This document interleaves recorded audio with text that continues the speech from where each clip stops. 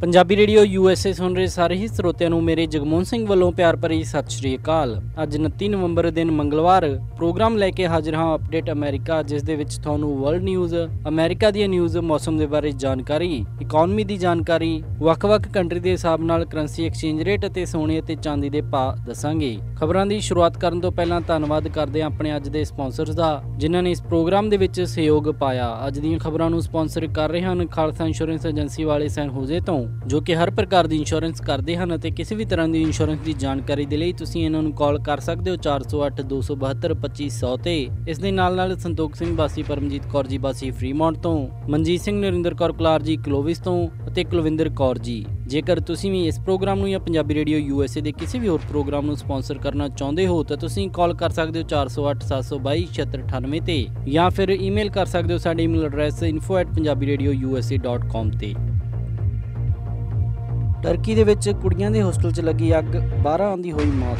Dakota access pipeline protesters ਨੇ ਨਾ ਹਟਣ ਦਾ ਫੈਸਲਾ ਲਿਆ ਅਤੇ ਇਵੈਕੂਏਸ਼ਨ ਆਰਡਰ ਦੀ ਪਰਵਾਹ ਨਹੀਂ ਕੀਤੀ। ਟੈਨਸੀ ਦੇ ਵਿੱਚ ਲੱਗੀ ਅੱਗ ਕਾਰਨ 3 ਲੋਕਾਂ ਦੀ ਮੌਤ। ਉਪਭੋਗਤਾ ਦੇ ਹੱਕਾਂ ਦੇ ਲਈ ਰਾਖਵੇਂ ਕਰਨ ਦੇ ਲਈ ਹਾਊਸ ਦੇ ਵਿੱਚ bill pass. President elect Donald Trump ਨੇ ਸੈਕਟਰੀ ਆਫ ਟ੍ਰੈਜ਼ਰੀ ਦੇ ਲਈ ਸਟੀਵਨ ਮਚਿਨ ਨੂੰ ਚੁਣਿਆ ਅਤੇ Canadian prime minister Justin Trudeau ਨੇ ਐਲਬਰਟਾ ਪਾਈਪਲਾਈਨ ਨੂੰ ਕੀਤਾ ਪਾਸ। ਹੁਣ ਖਬਰਾਂ ਵਿਸਥਾਰ ਦੇ ਨਾਲ।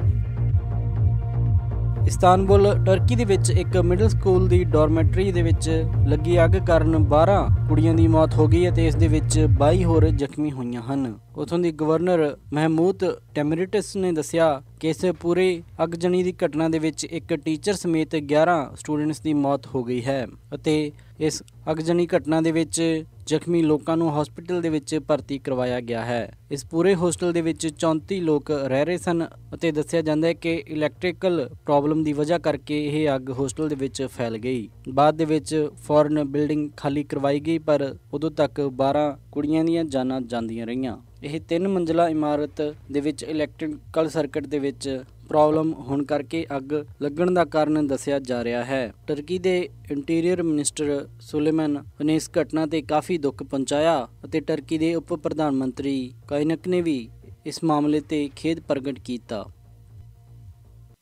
ਡਕੋਟਾ ਐਕਸੈਸ ਪਾਈਪਲਾਈਨ ਮਾਮਲਾ ਹੁਣ ਕਾਫੀ ਤੂਲ ਫੜਦਾ ਹੋਇਆ ਨਜ਼ਰ ਆ ਰਿਹਾ ਹੈ, ਜਿੱਥੇ ਕਿ ਨਾਰਥ ਡਕੋਟਾ ਦੇ ਗਵਰਨਰ ਨੇ ਕੱਲ ਡਕੋਟਾ ਐਕਸੈਸ ਪਾਈਪਲਾਈਨ ਮਾਮਲੇ ਦੇ ਵਿੱਚ ਵਿਰੋਧ ਕਰ ਰਹੇ ਪ੍ਰਦਰਸ਼ਨਕਾਰੀਆਂ ਨੂੰ ਖਦੇੜਨ ਦੇ ਲਈ ਆਰਡਰ ਜਾਰੀ ਕੀਤੇ ਸਨ। ਉੱਥੇ ਹੀ ਅੱਜ ਪ੍ਰੋਟੈਸਟਰਸ ਨੇ ਇੱਕ ਵਾਰੀ ਫਿਰ ਕਿਹਾ ਹੈ ਕਿ ਉਹ ਇਹਨਾਂ ਆਰਡਰਸ ਦੀ ਪਰਵਾਹ ਨਹੀਂ ਕਰਦੇ ਅਤੇ ਉਹ ਆਪਣੀ ਜਗ੍ਹਾ ਦੇ ਉੱਤੇ ਬਣੇ ਰਹਿਣਗੇ। ਡਕੋਟਾ ਐਕਸੈਸ ਪਾਈਪਲਾਈਨ, ਜੋ ਕਿ $3.7 ਬਿਲੀਅਨ ਦੇ ਬਜਟ ਦੇ ਨਾਲ ਬਣਨੀ ਹੈ ਅਤੇ ਇਸ ਦੇ ਵਿੱਚ 4,70,000 ਬੈਰਲ ਤੇਲ ਇੱਕ ਦਿਨ ਦੇ ਵਿੱਚ ਇੱਕ ਜਗ੍ਹਾ ਤੋਂ ਦੂਸਰੀ ਜਗ੍ਹਾ ਤੱਕ ਪਹੁੰਚੇਗਾ। ਇੱਥੇ ਰਹਿ ਰਹੇ ਨੇਟਿਵ ਅਮਰੀਕਨ ਟਰਾਈਬਸ ਦੇ ਗਰੁੱਪਸ ਦਾ ਕਹਿਣਾ ਹੈ ਕਿ ਇਸ ਪਾਈਪਲਾਈਨ ਦੇ ਕਰਕੇ ਡਰਿੰਕਿੰਗ ਵਾਟਰ ਦੀ ਕੁਆਲਿਟੀ ਦੇ ਵਿੱਚ ਫਰਕ ਪਵੇਗਾ, ਕਿਉਂਕਿ ਇਸ ਪਾਈਪਲਾਈਨ ਦੇ ਵਿੱਚੋਂ ਤੇਲ ਲੀਕ ਹੋਣ ਦੀ ਆਸ਼ੰਕਾ ਰਹਿੰਦੀ ਹੈ ਤੇ ਇਸ ਦੇ ਨਾਲ ਉਹਨਾਂ ਦੇ ਪੀਣ ਵਾਲੇ ਪਾਣੀ ਦੀ ਸਮੱਸਿਆ ਬਣੇਗੀ। ਪ੍ਰਦਰਸ਼ਨਕਾਰੀ ਇਸ ਦਾ ਇਸ ਲਈ ਵੀ ਵਿਰੋਧ ਕਰ ਰਹੇ ਹਨ ਕਿਉਂਕਿ ਇਸ ਪਾਈਪਲਾਈਨ ਜਿਹੜੀ ਜਗ੍ਹਾ ਤੋਂ ਜਾ ਰਹੀ ਹੈ ਉੱਥੇ ਨੇਟਿਵ ਅਮਰੀਕਨਸ ਦੇ ਕਈ ਇਤਿਹਾਸਿਕ ਧਰੋਹਰ ਬਣੇ ਹੋਏ ਹਨ ਅਤੇ ਪਾਈਪਲਾਈਨ ਦੇ ਲਈ ਉਹਨਾਂ ਨੂੰ ਢਾਉਣਾ ਪੈ ਰਿਹਾ ਹੈ।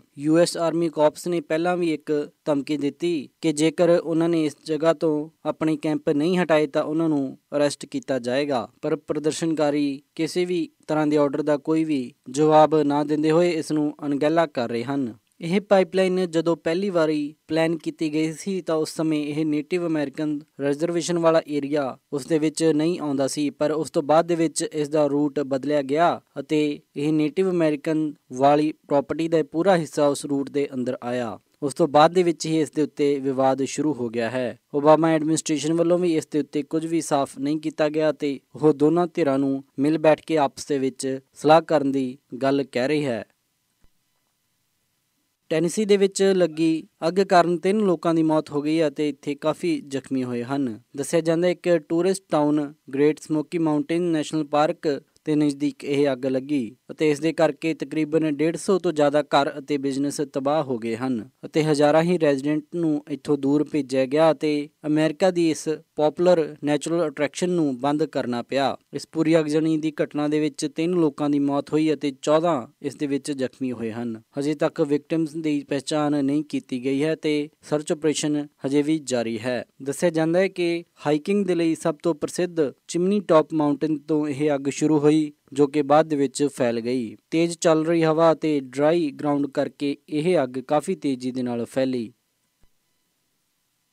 ਉਪਭੋਗਤਾ ਦੇ ਹੱਕਾਂ ਨੂੰ ਰਾਖਵੇਂ ਕਰਨ ਦੇ ਲਈ US ਕਾਂਗਰਸ ਦੇ ਵਿੱਚ ਅੱਜ ਇੱਕ ਬਿੱਲ ਪਾਸ ਹੋਇਆ ਹੈ। US ਦੇ ਵਿੱਚ ਕੰਜ਼ਿਊਮਰਸ ਦੇ ਹੱਕ ਬਚਾਉਣ ਦੇ ਲਈ ਇਹ ਬਿੱਲ ਪਾਸ ਕੀਤਾ ਗਿਆ, ਜਿਸ ਦੇ ਵਿੱਚ ਜੇਕਰ ਕੋਈ ਵੀ ਕਸਟਮਰ ਕਿਸੇ ਵੀ ਬਿਜ਼ਨਸ ਦੇ ਬਾਰੇ ਆਨਲਾਈਨ ਨੈਗੇਟਿਵ ਰਿਵਿਊ ਪਾਉਂਦਾ ਹੈ ਤਾਂ ਉਹ ਬਿਜ਼ਨਸ ਉਸ ਨੂੰ ਪਨਿਸ਼ ਨਹੀਂ ਕਰ ਸਕਦਾ। ਜੇਕਰ ਬਿਜ਼ਨਸ ਅਜਿਹਾ ਕਰਦਾ ਹੈ ਤਾਂ ਇਹ ਇਲੀਗਲ ਹੋਵੇਗਾ ਤੇ ਉਸ ਦੇ ਵਿਰੁੱਧ ਕਾਰਵਾਈ ਹੋ ਸਕਦੀ ਹੈ। ਕੰਜ਼ਿਊਮਰ ਰਿਵਿਊ ਫੇਅਰਨੈਸ ਐਕਟ ਦੇ ਤਹਿਤ ਇਹ ਬਿੱਲ 2014 ਦੇ ਵਿੱਚ ਕਾਂਗਰਸ ਦੇ ਵਿੱਚ ਪ੍ਰਪੋਜ਼ ਕੀਤਾ ਗਿਆ ਸੀ। ਹੁਣ ਹਾਊਸ ਰਿਪਰੈਜ਼ੈਂਟੇਟਿਵਸ ਨੇ ਇਸ ਨੂੰ ਪਾਸ ਕਰ ਦਿੱਤਾ ਹੈ ਤੇ ਰਾਸ਼ਟਰਪਤੀ ਬਰਾਕ ਓਬਾਮਾ ਦੇ ਸਿਗਨੇਚਰ ਦੀ ਵੇਟ ਇਸ ਨੂੰ ਕਾਨੂੰਨ ਬਣਨ ਦੇ ਲਈ ਹੋ ਰਹੀ ਹੈ। ਦੱਸਿਆ ਜਾਂਦਾ ਹੈ ਕਿ ਕਈ ਕੇਸ ਦੇ ਵਿੱਚ ਜਿੱਥੇ ਕਿ ਕੰਜ਼ਿਊਮਰਸ ਨੇ ਬਿਜ਼ਨਸ ਦੇ ਖਿਲਾਫ ਨੈਗੇਟਿਵ ਰਿਵਿਊ ਜਾਂ ਫਿਰ ਕਮੈਂਟ ਪਾਏ ਸਨ ਤਾਂ ਬਿਜ਼ਨਸ ਨੇ ਉਹਨਾਂ ਨੂੰ ਕੋਰਟ ਦੇ ਵਿੱਚ ਲਿਜਾ ਕੇ ਲੀਗਲ ਐਕਸ਼ਨ ਦੇ ਲਈ ਥ੍ਰੈਟ ਕੀਤਾ ਸੀ। ਜਿਨ੍ਹਾਂ ਦੇ ਵਿੱਚ ਉਦਾਹਰਨ ਦੇ ਤੌਰ ਤੇ ਉਬਰ ਵੀਟਾ ਨਾਮ ਦੀ ਇੱਕ ਕੰਪਨੀ ਨੇ ਐਮਾਜ਼ਨ ਦੇ ਉੱਤੇ ਆਪਣੇ ਨੈਗੇਟਿਵ ਰਿਵਿਊਜ਼ ਨੂੰ ਲੈ ਕੇ ਕਸਟਮਰਸ ਨੂੰ ਲੀਗਲ ਐਕਸ਼ਨ ਦੇ ਲਈ ਧਮਕੀ ਦਿੱਤੀ ਅਤੇ ਯੈਲਪ ਦੇ ਉੱਤੇ ਨੈਗੇਟਿਵ ਰਿਵਿਊ ਪਾਉਣ ਦੇ ਲਈ ਇੱਕ ਜਵੈਲਰੀ ਸਟੋਰ ਨੇ ਆਪਣੇ ਕਸਟਮਰ ਨੂੰ ਸੂ ਕੀਤਾ ਸੀ। ਸੋ ਹੁਣ ਜੇਕਰ ਅਜਿਹਾ ਫਿਊਚਰ ਦੇ ਵਿੱਚ ਕੋਈ ਵੀ ਬਿਜ਼ਨਸ ਆਪਣੇ ਕਸਟਮਰ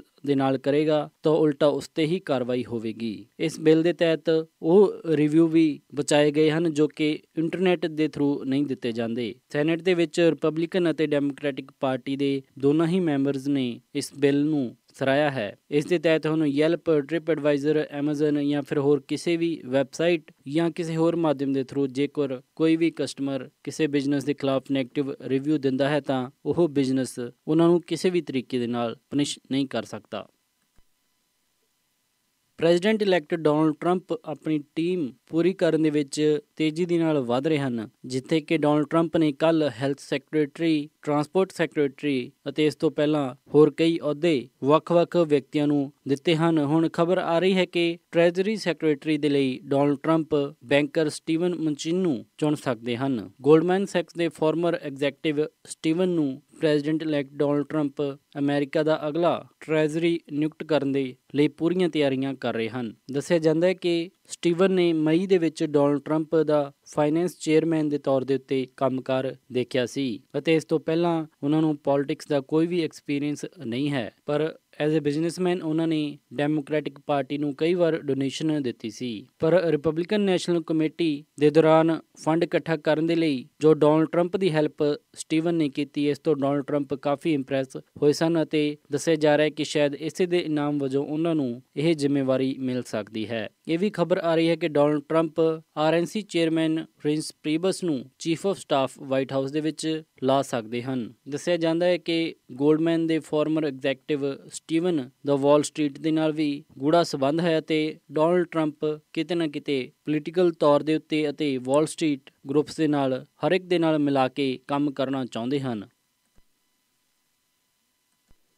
ਕੈਨੇਡਾ ਦੇ ਪ੍ਰਧਾਨ ਮੰਤਰੀ ਜਸਟਿਨ ਟਰੂਡੋ ਨੇ ਕੰਟਰੋਵਰਸ਼ੀਅਲ ਐਲਬਰਟਾ ਪਾਈਪਲਾਈਨ ਨੂੰ ਪਾਸ ਕਰ ਦਿੱਤਾ ਹੈ, ਪਰ ਉਧਰ ਹੀ ਇੱਕ ਹੋਰ ਪਾਈਪਲਾਈਨ ਨੂੰ ਰਿਜੈਕਟ ਕਰ ਦਿੱਤਾ। ਜਸਟਿਨ ਟਰੂਡੋ ਨੇ ਐਲਬਰਟਾ ਤੋਂ ਕਿੰਡਰ ਮੋਰਗਨਜ਼ ਟਰਾਂਸ ਮਾਊਂਟੇਨ ਪਾਈਪਲਾਈਨ ਨੂੰ ਪਾਸ ਕੀਤਾ ਜੋ ਕਿ ਬ੍ਰਿਟਿਸ਼ ਕੋਲੰਬੀਆ ਬਰਨਬੀ ਤੱਕ ਪਹੁੰਚੇਗੀ, ਪਰ ਉਧਰ ਹੀ ਜਸਟਿਨ ਟਰੂਡੋ ਨੇ ਨਾਰਦਰਨ ਗੇਟਵੇ ਪਾਈਪਲਾਈਨ ਜੋ ਕਿ ਕਿਟੀਮੈਟ ਤੱਕ ਜਾਣੀ ਸੀ ਉਸ ਨੂੰ ਰਿਜੈਕਟ ਕਰ ਦਿੱਤਾ ਹੈ। ਕੈਨੇਡਾ ਦੇ ਵਿੱਚ ਲਿਬਰਲ ਸਰਕਾਰ ਜੋ ਕਿ ਆਇਲ ਇੰਡਸਟਰੀ ਨੂੰ ਬੈਲੈਂਸ ਕਰਨ ਦੀ ਪੂਰੀ ਤਿਆਰੀ ਕਰ ਰਹੀ ਹੈ, ਉਹਨਾਂ ਦਾ ਪਾਈਪਲਾਈਨਸ ਨੂੰ ਲੈ ਕੇ ਇਹ ਸਭ ਤੋਂ ਪਹਿਲਾ ਵੱਡਾ ਡਿਸੀਜਨ ਸੀ। ਜਸਟਿਨ ਟਰੂਡੋ ਨੇ ਇਹ ਪਾਈਪਲਾਈਨ ਪਾਸ ਕਰਦੇ ਹੋਏ ਕਿਹਾ ਕਿ ਇਸ ਦੇ ਨਾਲ Canadian energy resources international market ਦੇ ਵਿੱਚ ਉਹਨਾਂ ਦੀ ਕਪੈਸਿਟੀ ਵਧੇਗੀ ਅਤੇ ਇਹ ਕੈਨੇਡਾ ਦੇ ਫਿਊਚਰ ਦੇ ਲਈ ਕਾਫੀ ਫਾਇਦੇਮੰਦ ਸਾਬਿਤ ਹੋਵੇਗਾ। ਉਹਨਾਂ ਨੇ ਕਿਹਾ ਕਿ trans mountain pipeline environmental standards ਤੇ ਵੀ ਖਰੀ ਉਤਰਦੀ ਹੈ। ਐਲਬਰਟਾ ਜਿੱਥੇ ਕਿ ਦੁਨੀਆ ਦਾ ਤੀਸਰਾ ਸਭ ਤੋਂ ਵੱਡੇ ਆਇਲ ਰਿਜ਼ਰਵਸ ਹਨ, ਇਸ ਨੂੰ ਗਰੋ ਕਰਨ ਦੇ ਲਈ ਪ੍ਰੋਪਰ ਇਨਫਰਾਸਟ੍ਰਕਚਰ ਦੀ ਜ਼ਰੂਰਤ ਹੈ।